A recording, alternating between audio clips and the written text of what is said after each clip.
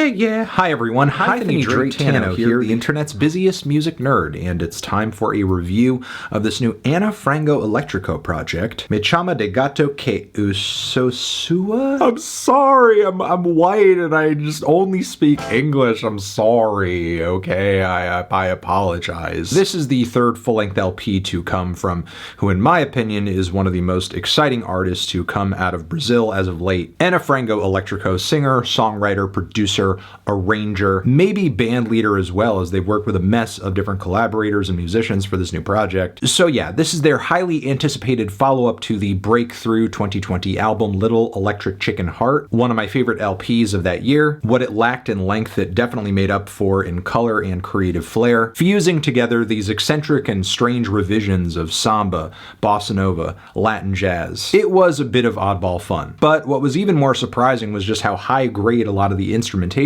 on this record was. In one breath, it was reminiscent of the music that put Brazil on the map commercially in the 60s and 70s, but in another breath, it felt like a cartoonish update on a lot of that stuff that we could have only gotten in 2020. And I was just happy to see a lot of people get behind that record that year. It even got a Latin Grammy nomination too. And after such a little cult classic with this new one over here, I could only hope Anna would find a way to just up the ante a bit. And for a great deal of the tracks here, I would say that is most definitely the case. Like with Electric Chicken, many of the tracks on this record have an element of nostalgia to them, finding a variety of ways to revive these older sounds, but with a splash of absurdism in the instrumentation or the lyrics. There's the lead single and opener, Electric Fish, which obviously reads like a funny callback to Electric Chicken. The chorus also makes mention of an electric fish swimming in Anna's mouth. No doubt a metaphor that ties into the lyrics' descriptions of lust, but also a disgust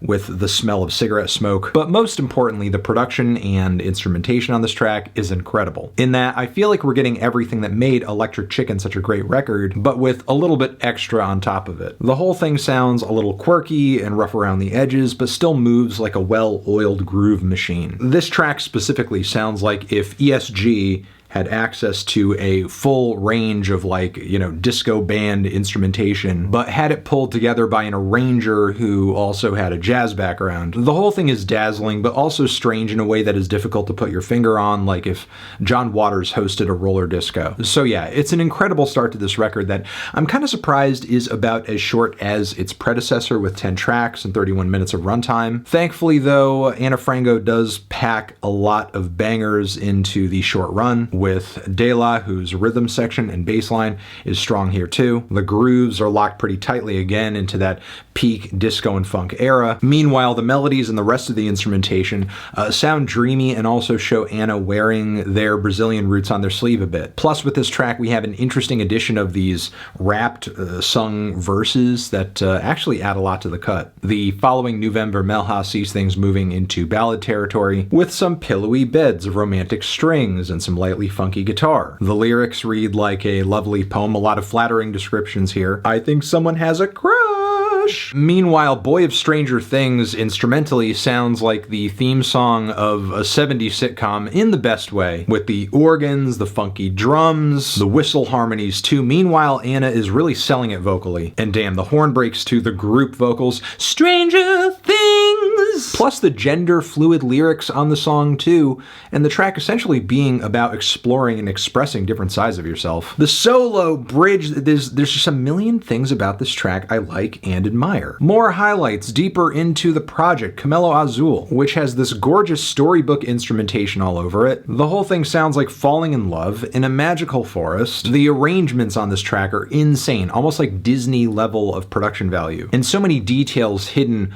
underneath the surface layers, from the jazzy little embellishments to the woodwind harmonies too. INSISTA and MIM is a track that finds a perfect balance between groove and elegance, but here comes my main issue, and that's that the record didn't quite stick the landing as well as it could have, as Let's Go to Before Again is like this odd, surprising, synthy, drum machine-backed interlude cut that kind of comes out of nowhere. It doesn't sound like too much else on the record before it, and the whole purpose of the song feels like it's just here to move us into something. That something being the final two songs on the record that, for whatever reason, sound more electronic than anything else here. And with the second to last track, it's not just the beats or the bass synth, it's also the mixing sounding way more compressed and Anna's vocals feeling almost off-tempo a little bit too. There's just something really sloppy about this cut that makes it stand out like a sore thumb. It sounds really claustrophobic too, not a whole lot of breathing room between any of the instrumentation. Definitely not as colorful or as panoramic or as wide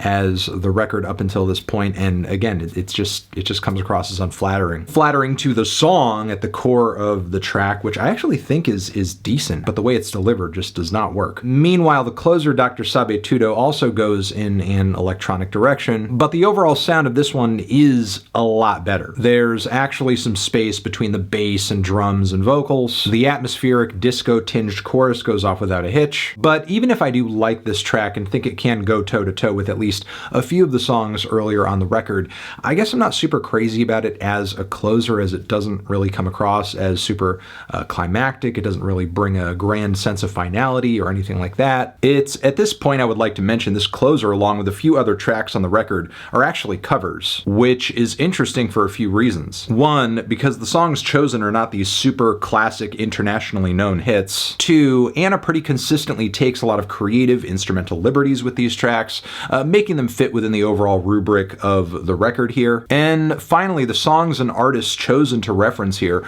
are pretty recent too, which I feel like is Anna's way of reminding listeners that there's a lot of cool stuff going on the modern Brazilian music scene, and if you're into what this album over here is doing, it may be well worth it to dig into some of these other artists that are being given nods too. Final thoughts on this LP: I do wish there was more to it, and the second to last track is kind of a non-starter, but it's still a tiny but fierce and colorful project, and one of the more fun listens I've had this year for sure. I just wish the fun lasted longer. Feeling a light 8 on this one. Transition, have you given this album a listen? Did you love it? Did you hate it? What would you rate it? You're the best, you're the best. What should I review next? Hit the like if you like, please subscribe, and please don't cry. Hit the bell as well. Over here next to my head is another video that you can check out. Hit that up, or the link to subscribe to the channel. Anthony Fantano, and a Frango Elétrico, forever.